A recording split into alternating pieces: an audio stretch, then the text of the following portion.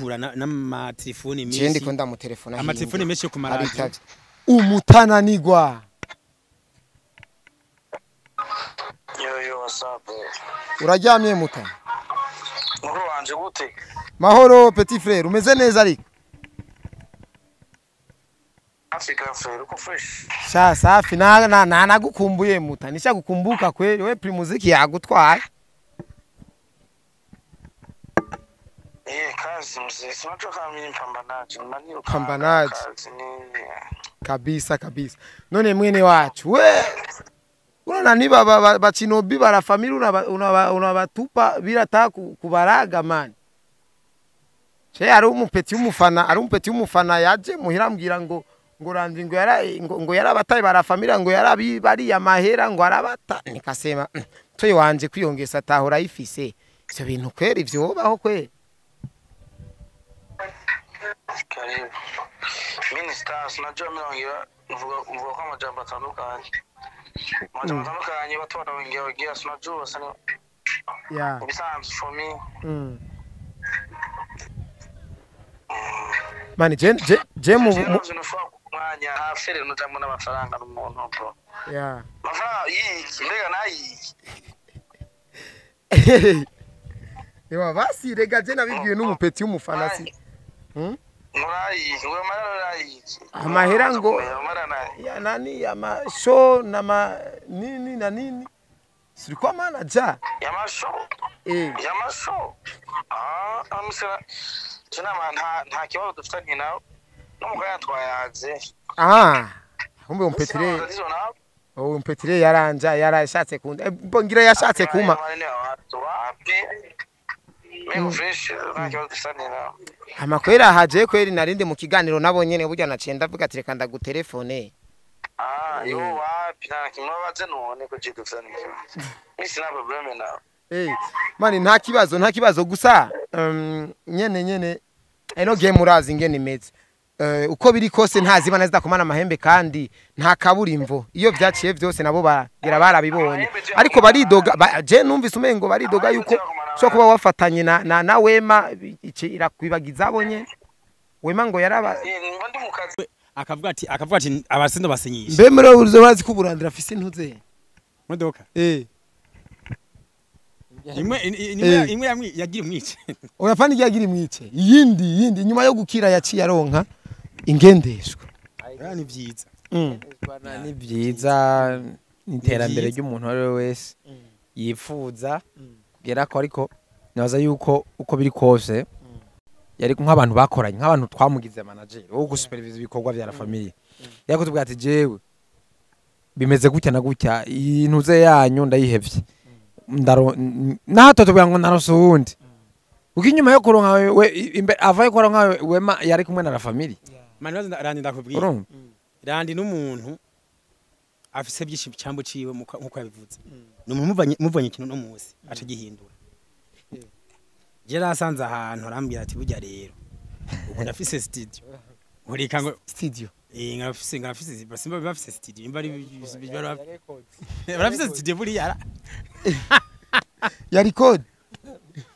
imbari Wema record sinzi rabaho Wema record nta gikorwa ndumva je niyo mpamvu apare ko twazanye arire weze mu Burundi twarose indi deal yo kuzana undi muririmbyi akomeye hano mu Burundi gusumba Ariel asumba Christopher ntasumba Ariel basirehera bivuge yeah haraba bajya ba DJ Pole bajya ba DJ Pole banzureke nareke kubivuga yagushanko uyaye iyo nivyo nshaka mani Aston vuguta naho no Chinobi hano nyine bunyine oya reka ego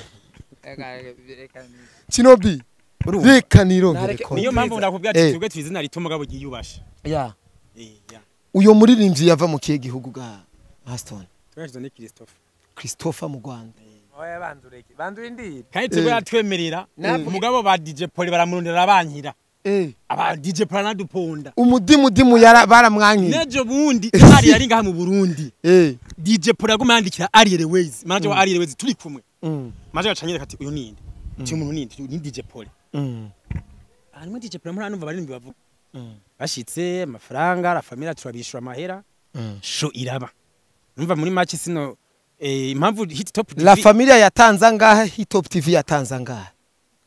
mani twebwe La Familia niyo yatanze amafaranga. Niyo yatanze Hit Top TV yatanze yadirinze kujya niyo yari yazanye na Arirways. Usubiye inyuma ntamushiriyemo. No mu biganiro twakoranye na Landry kuri Hit Top TV ugasubira nko ma video ucubibona cubibumbiza ama interview ngene wenyine turi ku kiba kinde byarabivuze ati iya aba basore La Familia niyo yatumye Be kibuga kinde mwari muvuye he mwari muvuye uya tugiye kwakira Arirways aje kumwakira mucamura akora ikiganiro ego kabisa rero byagenze gute rero kubera iki ubu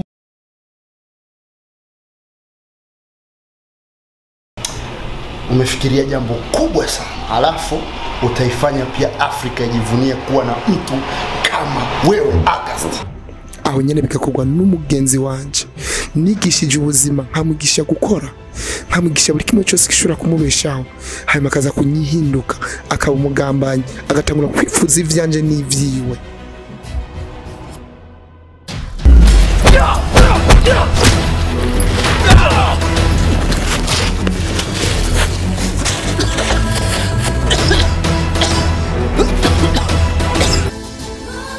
Bakunzi bireresi ndundi sezo ya kimwe kukindi izokwama ibonekana kuri YouTube ya Heroes in Faith Entertainment buri wa gatanu vendredi igihe cy'isa 11 z'umugoroba ku Kadomo. Wifuza guhora ukurikirana iyo sezo gira subscribe kuri YouTube ya Heroes in Faith Entertainment hama wamukurikirana iyo sezo. Murakoze guys, mumeze gute? Mumeze fresh muri bombe fake oya we nari kuzana kakaboro koko kwambiko bite guys, mumeze gute? Mumeze neza? Ni Mr Tugesho umunyarusaku suto cyawa Mr Vuguta vyumye ndabakunda ndabuba mwa location yahindutse. Location imeze neza cyane, akazuba kacu kameze neza cyane, uburundi bwacu bumeze neza cyane. Urona yuko abatumire bariko barizimya kimya akazuba ni kenshi cyane. Rero guys, ku ruhande rwanje ndi kumwe aba batumire turi kumwe ni La Familia. Mwebwe rero ico ndabankira mwe mukunda ibintu jengira tuyaga ibintu by'umuziki, tuyaga ibintu vya music ko no muziki murawukunda. Iyi ni La Familia, ni timu itwa La Familia. Uyu bamwita Chinobi. yeah Chinobi we kumenga uritonda cyane cyo bari ko mu muziki ukaba uri umusazi sana. Umuziki mbafise vibe ariko mu buzima busanzwe amajambo ni make. Aston. Yes. Ni Aston cyane ni Aston. Ni The Aston. Yeah. Aston ni Cyarabu ni Cyarabu se? The Aston. Ni Icongereza. The Aston umeze neza ariko. Nta satani. Sa? Nta mudayimoni. Ega narinzi wavuze ngo nka satani. Oya, reka mwizina rya Yesu. Bisigura ko ataco yagiriza Imana. Nta nakimwe asaba Imana. Ntaco yagiriza Imana. Imana yarayimuhereje. Aston vipi rero? Niko tubye. Ni timu La Familia. La Familia hajya muri bantu babiri gusa. Turi beshi. Muri banga. La Familia keneye nawe, keneye n'uyundi. Ni La Familia ni La Famille. Ni La Familia. Niyo La Familia nyene. Famille mbeko kubiki La Familia. Iryo jambo ni La Familia. Jare nyene umengo ari ukuntu ibintu je narinzi yuko ari La Familia muca mukora imiziki y'ingo, ibintu by'abagore n'abagabo baraye baragwana, ibintu by'ingo ko ari famille, ibintu by'umugore n'abana mu rugo, kumbe ni ibintu by'umuziki. Kwiki mwayise La Familia? Ako sibundi uvuze nga baraye baragwana. Abatare baragwana bo ntabari famille. Abatare baragwana mu bisanzwe ga ntazi bana zidakomana amahembe. None siko bawucaga kino. Ntazi bana zita komana amahembe. Kabisa. Kwiki mwayise La Familia none timu yanyu? Mbo niko twadusanzwe twira Familia nyene. Ya ari gihe umuntu yita burya nuwabona izina ry'umuntu. Burya izina ni ry'umuntu. Izina ni ry'umuntu. Ya aho urabona uri koresha umwanya. Ariko ukoresha n'umwanya. Ubu uri kumiguruko. Ego. Kabisa. Guys rero uyu ni Chinobi bon. Je rero kubera ari ryambere dukoranye ikiganiro n'aba bagabo. Nshaka kwanza dutangure kwanza twumvishanye kwanza umwe wese cyari sivyo umwe wese cyari gatoyi. Chinobi jewe adresse yiwe nzi vraiment sinzi ko yamaze guhinduka ariko je adresse yiwe nkibuka. Ni ndirimbo yiwe yitwa Love Story. Niyo ndirimbo novuga neza yuko na Aston yavuze ati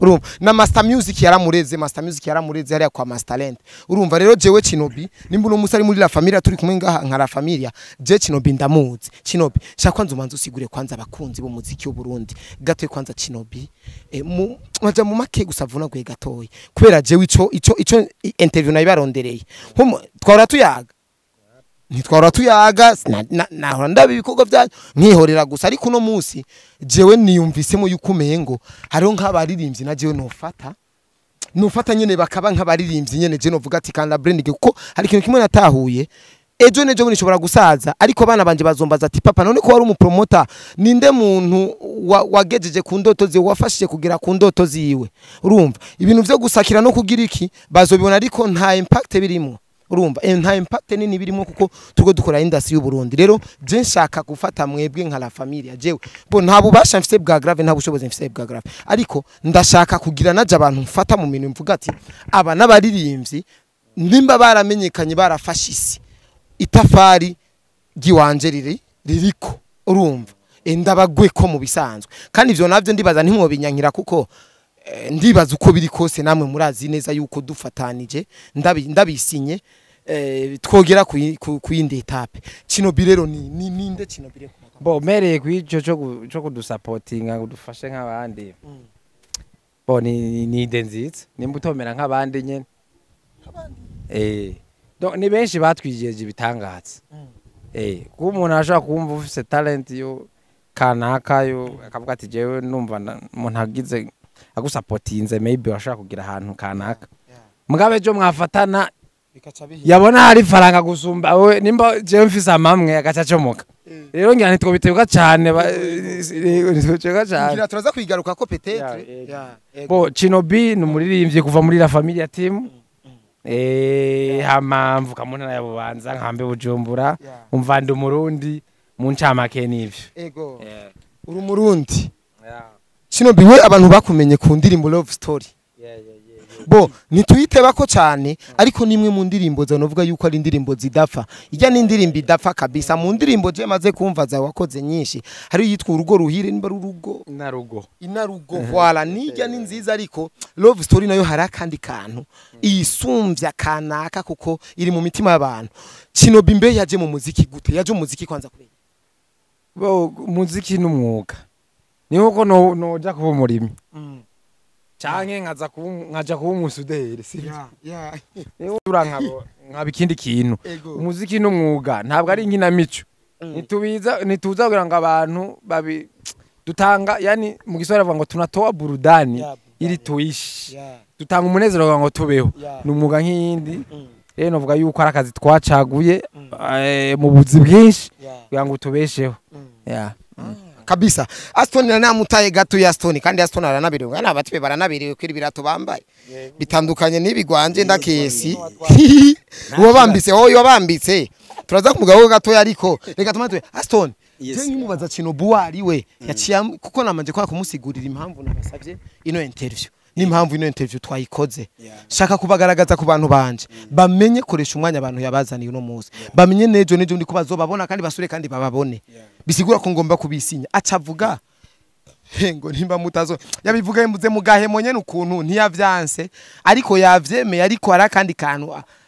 kanyuma niko kabi mwe bavuga ngo ako kanyuma niko kabi hari kantu yarengejeko Aston wewe ndamufatiye aho nyene yovuga iki kuri iryo jambo Kinobi yavuze urumva impamvu yakubwiye gutyo ngo nambo like urumva nk'abandi urumva ukuntu bimeze iyi industry turimo hari abantu baza bakishushanya kuko twe turafise tara vraiment dushatse twishime muga turagerageza turafise turafise tara nta gisiga cimenye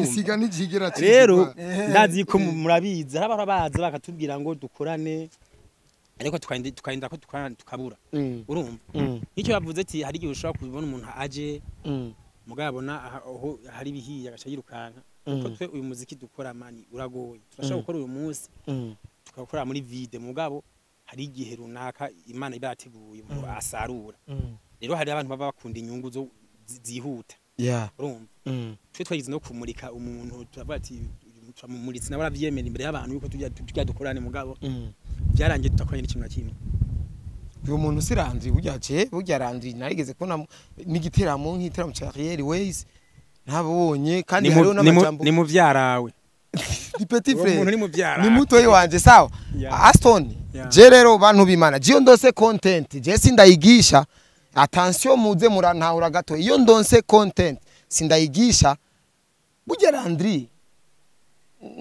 nti share yega je sinanabimenye je nabona igiteramo ko ari mwebwe mufise access yo gukwiya igiteramo cya Airways ariko kandi byarazanye induru attention guys byarazanye induru mu bamenyesha makuru wigiteramo ngo cyateguwe na la famille abandi ngo Landry ngo Hitop TV bamwe ngo la famille abandi ngo Hitop TV rero kuri Aston ico yo dushikiriza igiteramo cyateguwe na abandi igiteramo cya Airways mbo reka dukome n'ingasiro tuvugisha ukuri ya giteramo cya Airways ku ruhande rumwe ni la famille arundi ruhande ni Hitop TV reka tuvugisha ukuri kuko Hitop TV ujya munani mu cameraman Bali niwe yavugana na manager wa Airways hama diri tora iduha nka familia ati hari umuririmbyi agomba kuza ngaha mu Burundi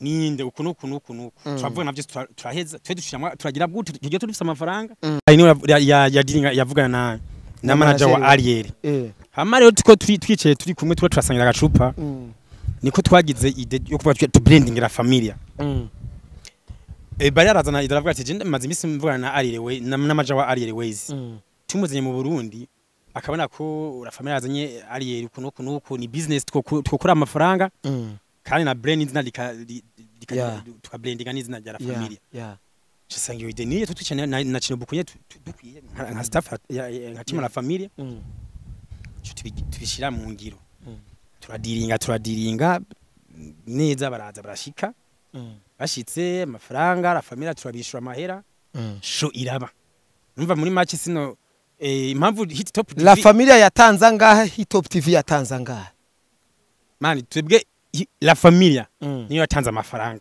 niyo yatanze Hitop TV yatanze yadirinze kujya niyo yari yayizinye na Airways usubiye inyuma ntamushiriyemo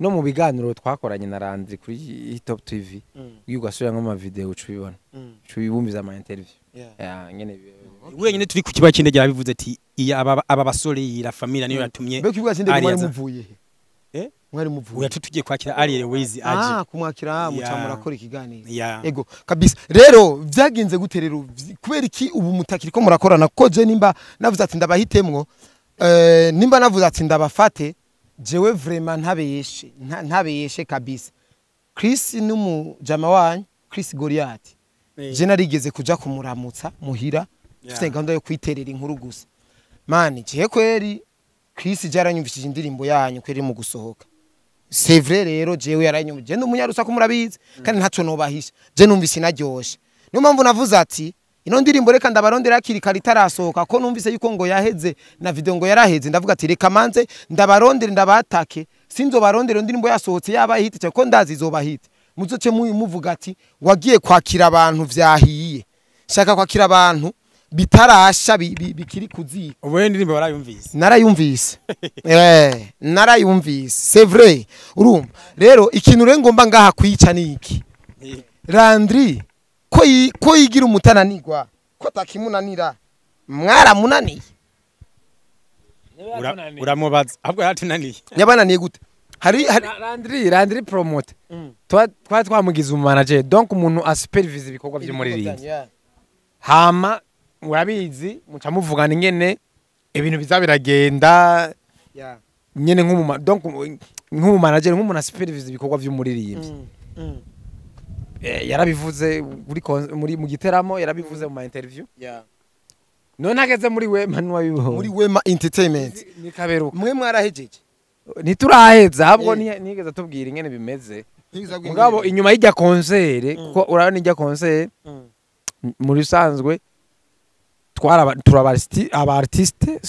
abartiste ba kuvuga ko umurira familia ntigitangura urumva turakora igikorwa kinini gukura umuririmbyi hanze y'igihugu usigikorwa gitowe ukamuriha kemera ukamuriha kugira ngo cyatwaye uburyo kugira umurihe hama mukore igikorwa ni no muntu imbere yo kwibranding turarondera umuntu ashobora kudufasha ibikorwa umva ntawe kwifasha byose turarandi turavugana mugabe inyuma ya concert yashaja muri wema rero sinzi ngene ibintu bimeze rero nuko vyagenze aho nyene ko ndumva hari message je numva no gukura ko nk'umunyarusako Kinobi ntiwibaza yuko umuntu ariko adukurira avuga ati none kuki mufata nk'umuntu nka Landry abere manager bobo bibaza yuko manager ari umuntu aba ari umuntu babagabo b'imida byabigabo usanga bifite imiguruka nibiki uno munsi naho akaba ari je mvuza ati je ngira ndabafate kweri kimutompa kanira mumbwira ati man ntibikunda dukina manager w'umuntu nyene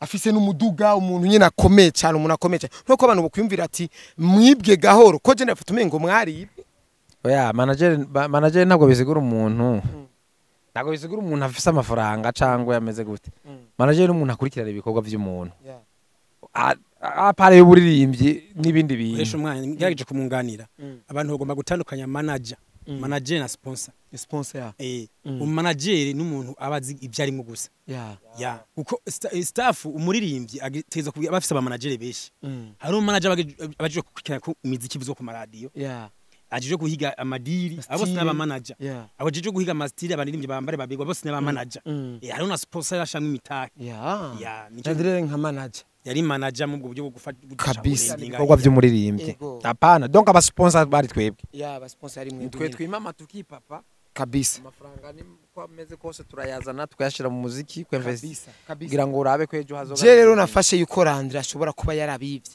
noba niyumviriye nabi mbo sinzi bibanye nico yafatiyeko ariko twebwe ico twagaye nuko yagiye gufatana na Wema atatobwiye ati twe turavavana cyangwa ibintu bimeze gute nico kintu cyadu confusinze gato nico naco kibazo na office ga Aston mbo agiye muri Wema agiye gushinga Wema yari kuvuga na nujya muntu bagiye gukorana muri Wema akavuga ati nyamara nubwo biri buko ndafise abandi bantu turi kumwe na family turagize kuvura n'amatelefone menshi je ndiko mu telefone amatelefone menshi ku maradiyo umutananigwa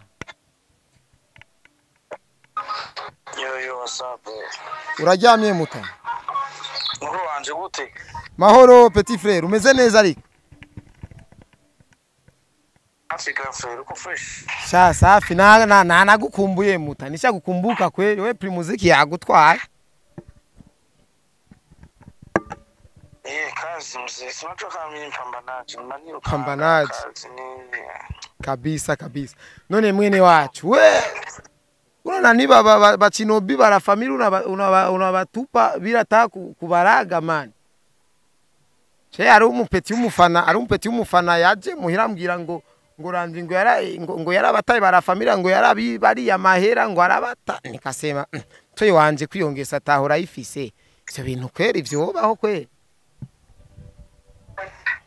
karibu minister sinajua milongira uvuga kwa majambo atandukanye watu wanaongea sinajua sana bisanzwe for me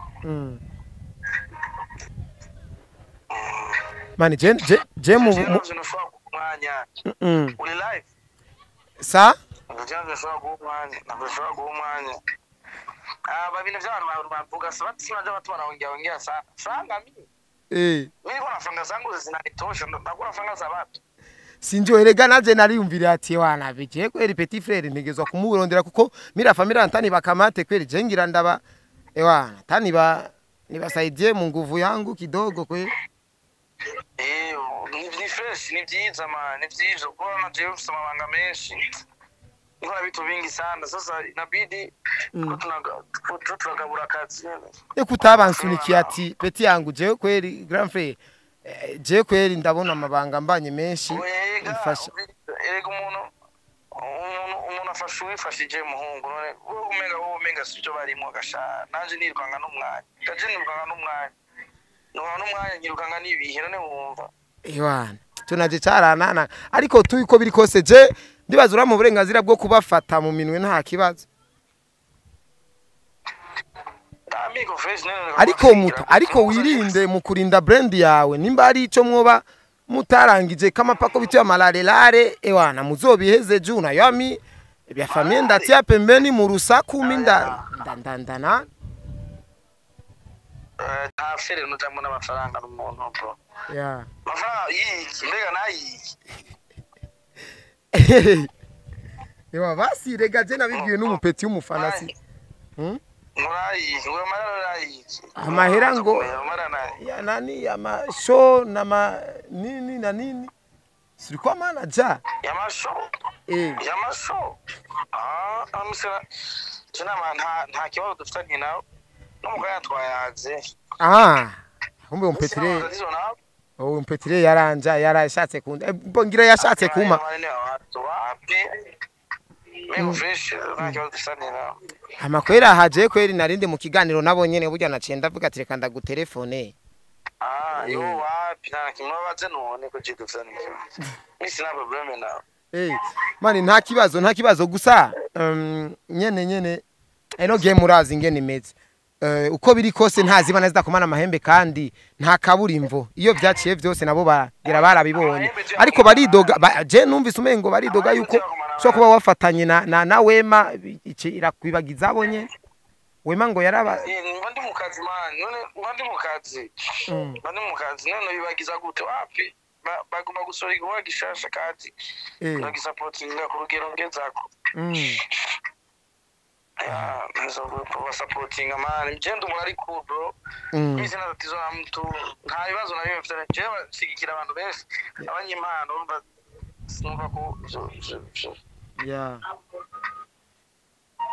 sawa muta we fresh we turasubira cyane ndere na interview poa yana ubabwire ubabwire ati ntwigera tunanirwa takazi ketse safi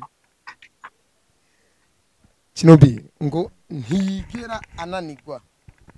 Nayo nanirwa gute? Ahora ananirwa nagera. Hari mata n'Imana. Oya umvirize. Rekare.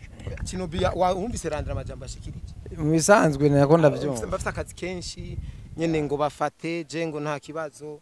Jari ibintu nk'ivyo ntiyashatse gusigura impamvu yabatotsa atabasezeye. Akazi ni kimwe no gusezera rega na contrat. Contrat sho kubifiza guhemba ku kwezi. Mugabo ushatse bavuga ati ndabihevye ndatasha. Ntibagufata. Mugabo uravuga ati jewe burya. Ndatasha. Kuko contrat bafize nyene baguhemba. Nimba baguhembeye umwaka, nimba baguhembeye ku kwezi. Baba bafise impamvu, ufise impamvu yo kuvamwo. Ukuvuga nimba ari contrat y'ukwezi muvugana ku kwezi, ku kwezi uravuga ati je vraiment twakoranye neza ndagiye mugabo Aston we wamwumvise Landry nawe ati akazi kenshi bafite akazi kenshi nta kazi kenshi asumye akazi abandi none ofete ari ibintu byo kuvuga ko muri wigo vyora mugabo nta mpamvu nimwe ari kugenda muri Wema atabanje kuturondera atubwiye ko biri kose basi dufata urugero abo yafashe burya basumbya burya neza abantu bokurikirana amatwi yabo basumbya tarara family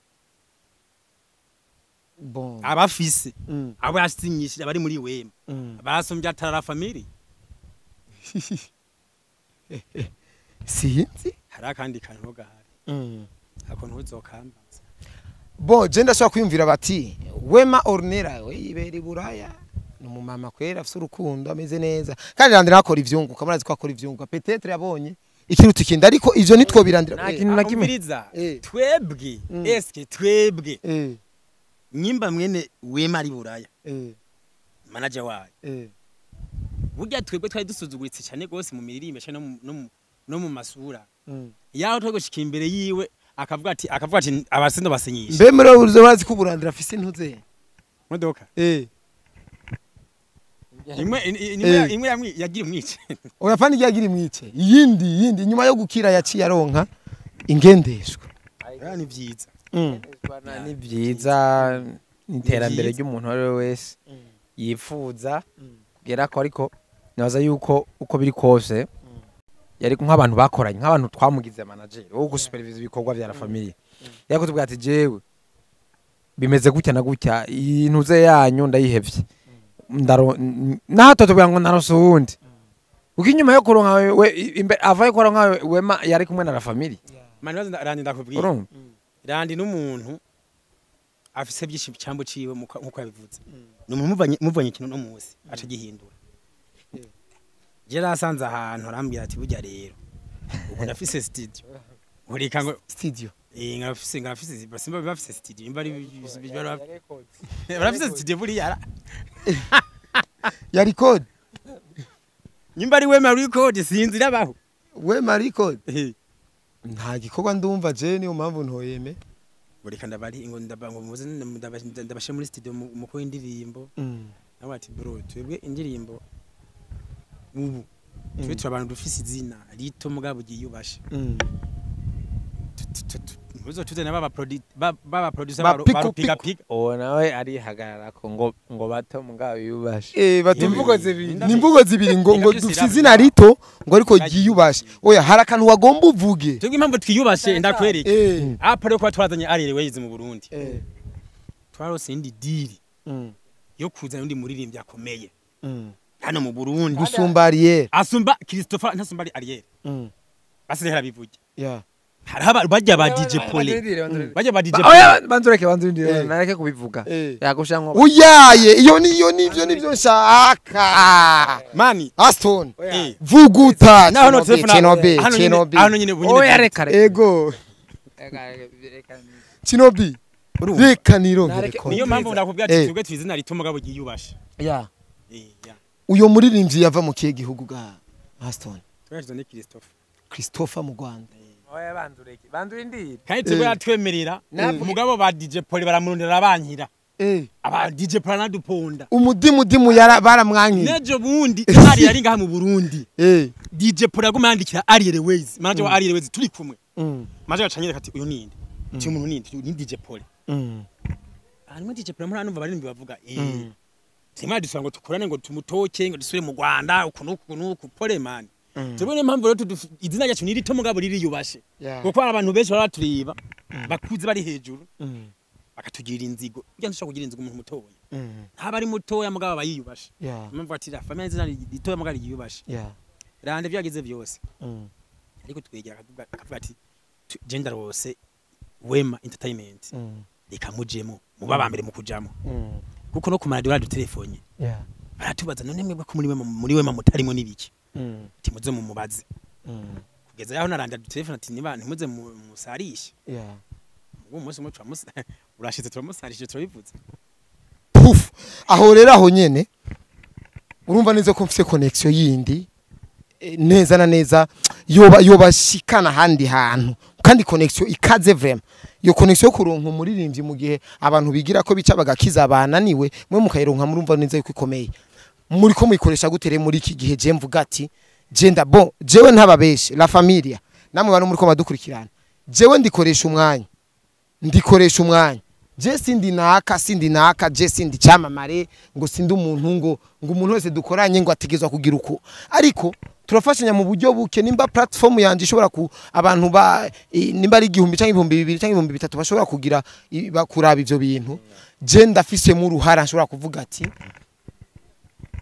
dufashanye urumva rero ndumva neza yuko ngiye mu bintu bimeze neza cyane aya nama systeme bene wacu tugire systeme urumva sasa rero kino bimwe wacu bipange ucino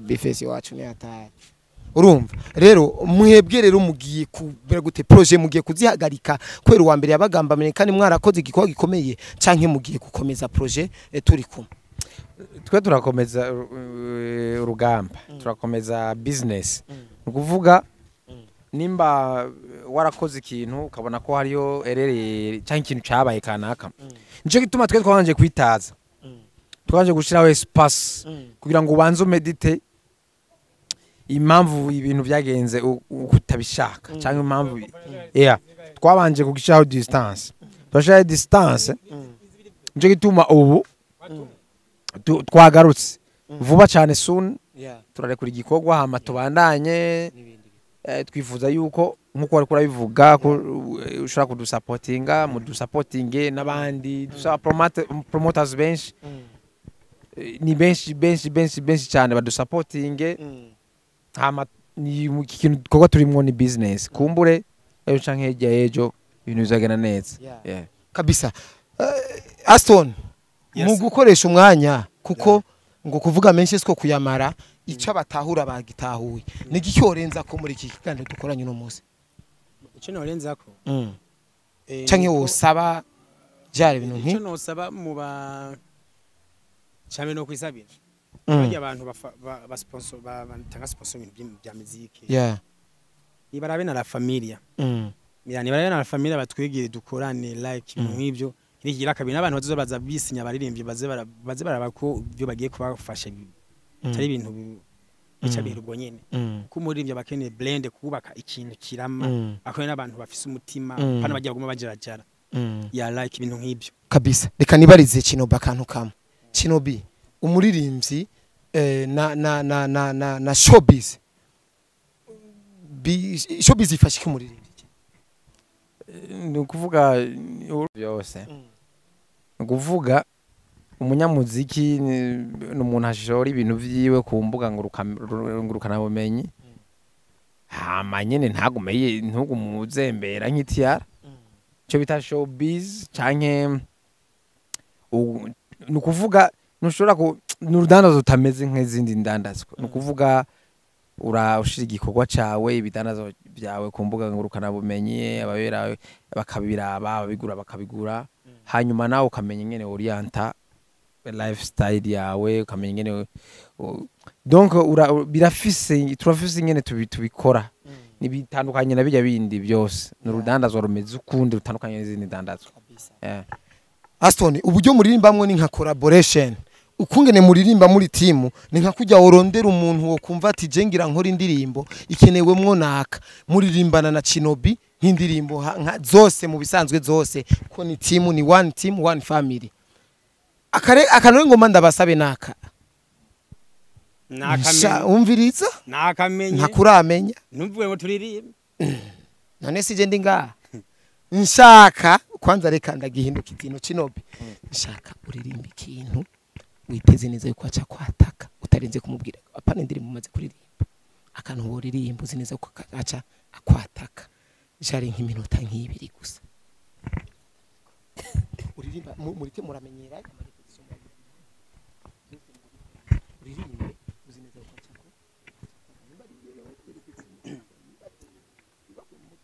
ni mu mperezi ufaye oya Aston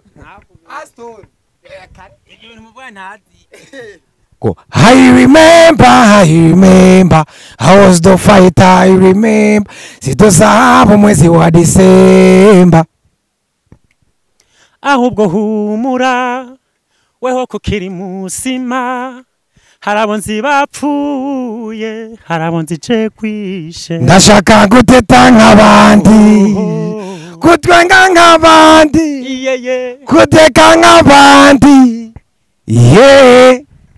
ndashaka guteta nk'abandi kutwenga nk'abandi kudeka nk'abandi